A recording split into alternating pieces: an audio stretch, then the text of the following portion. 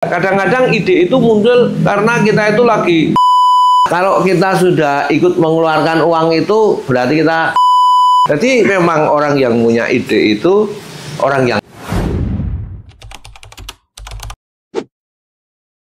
Halo teman-teman, assalamualaikum warahmatullahi wabarakatuh. Kembali lagi bersama saya di Pak Dewan Channel.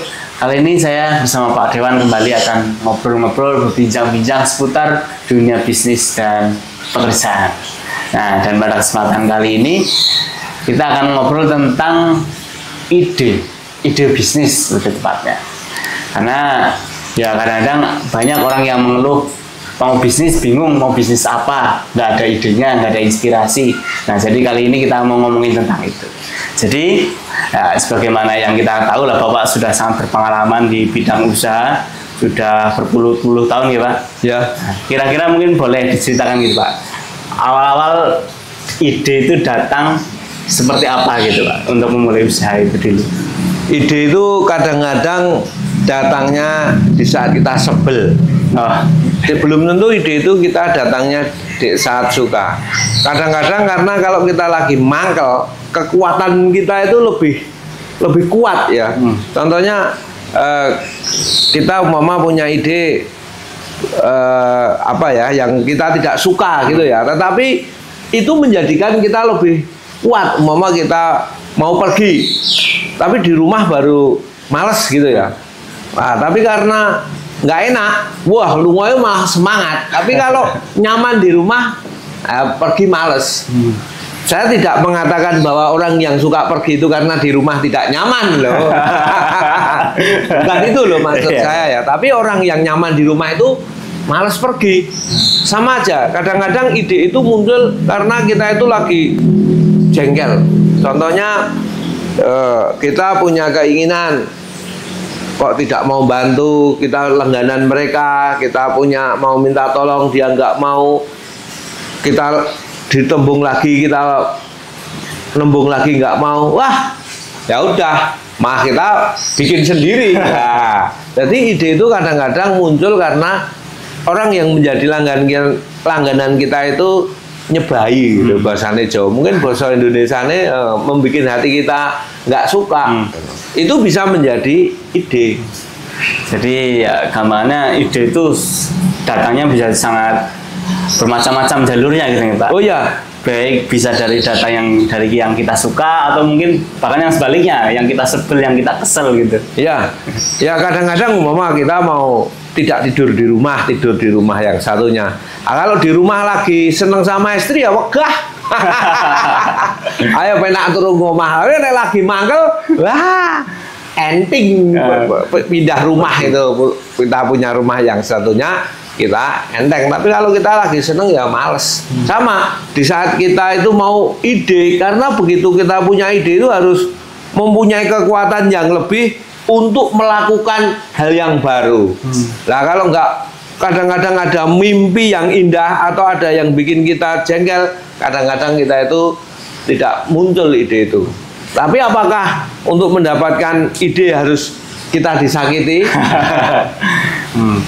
Jadi ya istilahnya justru ketika misalkan posisinya itu kita yang lagi ke pojok atau nggak enak, malah semangat untuk memunculkan ide itu akan lebih kuat sepertinya gitu ya Pak. Ya betul. Jadi kadang-kadang kita itu kalau tidak ada apa-apa, kekuatan kita itu tidak muncul. Nah, tapi kalau udah ketekan, nah itu bisa muncul, apalagi jengkel. Ah itu dapat ngidrik ya. Karena jengkel, atau kalau kita seneng. Jadi dalam bahasa Jawa itu ada dua ya. Kita itu dibikin seneng juga memunculkan kekuatan. Kita dibikin mangkel itu juga memunculkan kekuatan. Jadi itu lagi-lagi tinggal bagaimana cara kita menyikapi itu nih Pak. Karena misalkan kita mangkel malah berlarut-larut dalam mangkelnya itu, ya malah tidak mendapati inspirasi baru. Tapi kalau misalkan kita bisa memanage dengan baik, mungkin malah justru dapat insight baru gitu. Betul. Jadi kita itu memang, kalau saya tadi ngobrol itu mbok golek ide.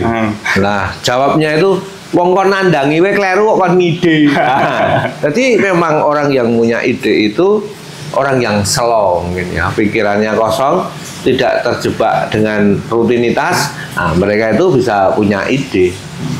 Tapi kalau misalkan kondisinya sebaliknya, malah dia yang sangat kepepet, malah dia juga bisa bilang ide gitu Pak. Oh ya, atau ya dua tadi, kita kepepet sekali juga bisa punya ide, atau kita senang sekali juga bisa punya ide. Tapi kalau tenang-tenang saja agak sulit ya punya ide itu.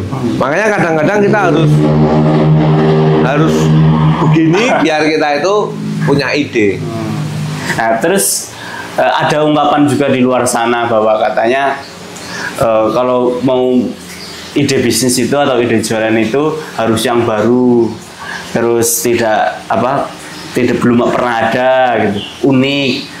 Apakah harus seperti itu menurut Pak Dewan, bagaimana melihat itu? Menurut saya tidak, karena aku itu sekolah kan juga tidak pinter banget ya, biasa-biasa aja. Sehingga kadang-kadang kan orang yang sinak belajar dari pagi sampai malam dengan orang yang nurun itu hasilnya bisa sama loh.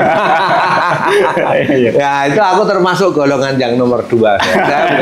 Saya yang nurun saja. Nurun itu juga butuh strategi loh. Kadang-kadang yang diturun juga nggak boleh, diturun malah ditutupi, atau diturun lenggarap dipepet-pepet sehingga kita tidak punya kesempatan. Nah, dalam bisnis itu kadang-kadang sebetulnya kan orang punya modal itu juga banyak, orang berusaha berpikir juga banyak. Tapi yang menggabungkan ini antara yang punya ide, yang punya modal, dan yang melaksanakan. Nah, ini harus menjadi satu. Jadi istilahnya tidak melulu soal bisnis itu akan berhasil karena idenya gitu Pak, tapi juga bisa soal bagaimana cara kita mengeksekusinya gitu ya Pak. Nah betul, kan sering tau orang pada bilang mengomong, nah padahal omong yang titis, omong yang benar, omong yang tepat itu juga tidak mudah. Mereka harus bagaimana, tukang ide itu juga harus bagaimana mempengaruhi mereka mau menjalankan. Kadang-kadang ide yang bagus itu yang suruh menjalankan juga tidak mau bilang, wah dipres. Sebetulnya bukan mengepres ya, memang bagaimana kamu mampu melihat ini adalah sesuatu dagangan yang bagus. Nah, ini memang kadang-kadang harus dipaksa. Kalau bisa itu orang itu mau diem aja tapi dapat hasil. Jadi istilahnya ya ketika kita mungkin ada ide, tantangan selanjutnya itu adalah bagaimana cara kita bisa merealisasikan itu gitu Pak, mengeksekusi gitu. Nah itu memang berproses ya. Umpama kita tahu, umpama kayak ban mobil saya itu sudah 12 tahun, berarti kan mungkin sudah kadaluarsa ya. Saya bercerita itu kalau nanti untuk banter bisa jeblok katanya. Tapi ya mobilnya cuma jalan pelan-pelan ya. Nah untuk beli mobil ban yang pertama itu juga tidak mudah. Enak aja beli yang sudah kulino, tapi kalau terus mau kulaan, wah mumet mikirnya. Tapi kalau berhasil seneng. Ya, tapi istilahnya kalau kembali lagi ke pokok berdasarkan yang pertama, kalau tentang soalan ide itu ya banyak jalan untuk kita dapat mendapatkan ide itu selagi istilahnya kita mau senantiasa membuka diri, merefleksi dan peka terhadap kondisi sekitar gitu ya Pak. Ya. Dari kisah ide. Ya tadi di saat kita menawarkan ide itu ya jangan bosan. Ditawarkan, wah ribet, mbak sudah beli di toko ban, langsung masang, pasangnya berapa? Lah ini tuh ada sebuah proses, ada sebuah mimpi. Loh ini begini loh, ini nanti kalau berhasil menjadi besar loh. Ya kadang-kadang kita tidak bisa ya, ide saja ya. Kita harus ikut mengeluarkan uang untuk memulai biar ide kita itu cepat terlaksana. Dan mungkin Pak, kalau misalkan dapat ide gitu ya. Nah, kadang-kadang ide yang berangkat dari tadi kan dibilang ada yang dari yang senang dan ada juga yang dari yang mangkal gitu. Itu kira-kira kekuatannya berbeda atau sama aja gitu ketika kita menjalankan proses eksekusinya gitu nantinya gitu.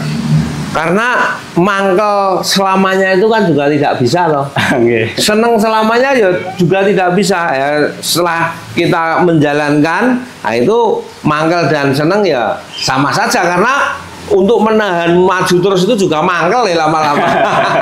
Kan juga sulit. Kadang-kadang bikin konten, wah idenya apa ya. Wah, itu kan harus berpikir terus. Sama di saat kita bisnis, antara yang berasal dari mangkel dan senang atau berasal dari pernikahan dan permusuhan itu saya pikir tergantung kepintaran juga ya. Mungkin untuk awal kekuatannya sama ya, setelah maju itu akan sesuai dengan nurani ya, tidak mungkin kok mangkel terus juga senang terus.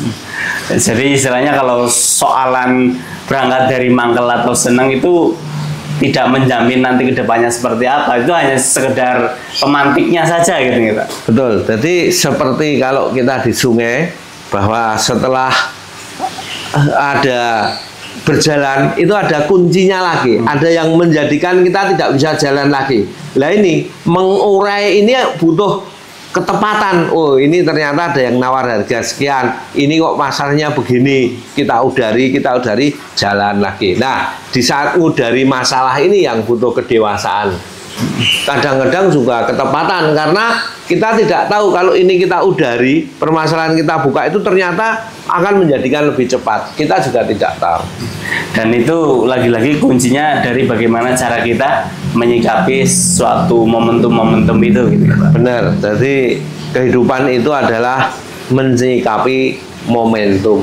Nah, dan harus kita pikirkan terus, kita diskusikan, kita cari kunci-kuncinya sehingga kunci ini bisa kita buka. Karena begitu kunci itu kita buka, umpama kita jual ban atau jual onderdil, nah itu masalahnya itu muncul terus. Nah, yang enak itu nanti generasi kedua.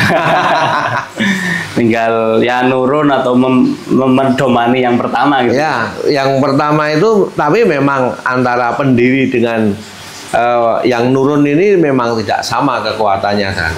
Mungkin kalau secara bank memang cuman yang dilihat labanya, tapi mungkin kepuasannya berbeda ya. Yang satu dapat nilai 8 karena bukan belajar siang malam, dengan yang 8 nurun mungkin beda. Tapi mungkin kalau yang pinter rasanya podo wae. Oke. Nah, mungkin setelah kita tahu bahwa betapa dari ide berangkatnya dari mana itu ya beraneka macam, dan yang paling penting adalah dari bagaimana cara kita menyikapi setiap momentum yang ada, kejelian kita melihat lingkungan sekitar gitu ya Pak.